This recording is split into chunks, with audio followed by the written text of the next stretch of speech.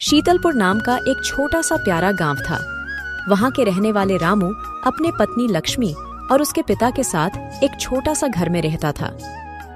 रामू के पिता एक बहुत मेहनती इंसान था। जब वह जवान थे, पाई पाई जोड़कर उसने कुछ धन इकट्ठा किया था।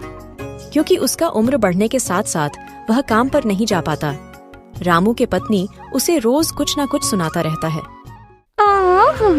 देखो देखो तो ही ना, कुछ काम धंधा तो करते नहीं, बस देखो बैठे बैठे खाते रहते।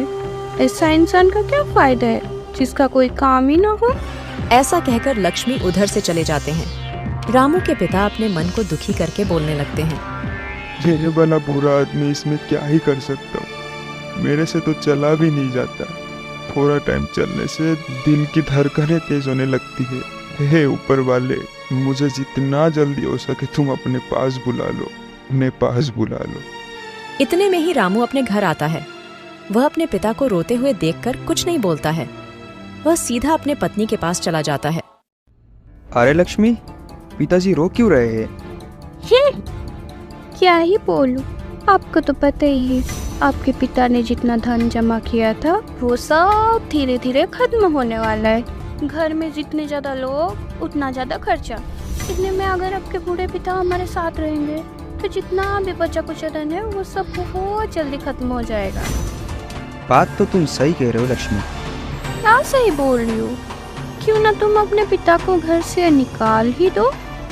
पर ऐसे कैसे उन्हें निकाल दूं? क्यों नहीं निकाल सकते? वो कुछ न कुछ करके अपना जिंदगी गुजार ही लेगा। रामू का इतना उम्र होने के बाद भी वह कुछ काम नहीं करता है। उसका पिता का कमाई हुआ धन से वह अपने जीवन गुजारा कर रहा है। अगले दिन सुबह रामू अपने पिता के पास गया और बोला, पिताजी, आपको तो पता ही है मेरा कोई काम धंधा नहीं है। इतना में आपको पालना हमारे बस की बात नहीं है। यही बेहतर होगा कि आप घर छोड़कर चले जाओ। रामू के पिता कुछ बोल पाते, इतना में रामू वहाँ से चला गया। हे ऊपर वाले, ये दिन देखने से पहले मैं मर क्यों नहीं जाता? अब मैं क्या करूं? कहाँ जाऊं? कोई तो मेरी मदद करो। ऐसा कहकर रामू के पिता घर छोड़कर जाने लगता है। अच्छा हुआ बुढ़ा चला गया, अब तो मैं सुकून का जिंदगी जीऊंगी। मेरे तो मजे ही मजे है। रामू के पिता एक जंगल के बीच में से चलने लगता है। वहाँ एक बाबा को पैर के नीचे बैठा हुआ देखकर उन्होंने बाबा के पास जाकर बैठ जाता है। आपको देखकर ऐसा लग रहा है कि आप बहुत भूखे हैं। अब मैं क्या बताऊं? मेरे खुद के बेटा और उसके बहू ने मिलकर मुझे अपने घर से ही निकाल दिया। अब मैं क्या करूं? कहाँ जाऊं? मेरे पास आपको देने के लिए कुछ भी नहीं है, पर आपको मैं एक उपाय जरूर दे सकता हूँ। उपाय? कैसा उपाय? बाबा ने रामू के पिता को एक उपाय दिया। वो फिर से अपने घर के ओर चल पड़ा। अरे, आप तो चले गए थे ना घर से, फिर से क्यों वापस आए? हाँ, पर जाने से पहले कुछ बोलना था तुम लोगों को। क्या है, बोलो। गुप्त धन। क्या गुप्त धन? हाँ बेटा, एक ऐसा खजाना जो तेरे दादाजी ने तेरे लिए रख के गया था। तेरे दादाजी ने मेरे को बोल के गया, बेटा ये मैं अपने पोते के लिए रख के जाता हूँ। जब तेरा भी समय आएगा ऊपर वाले के पास जाने का, उससे कुछ ही दिन पहले तू ये गुप्त धन के बारे में उन्हें बताना।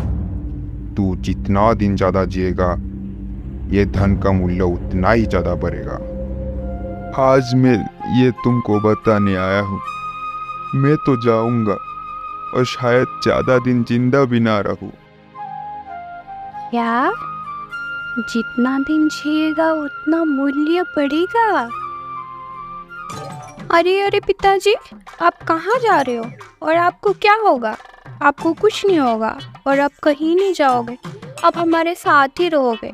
और ये धन के बारे में आप अभी मत बताइए। ठीक है, जैसी तुम लोगों की मर्जी।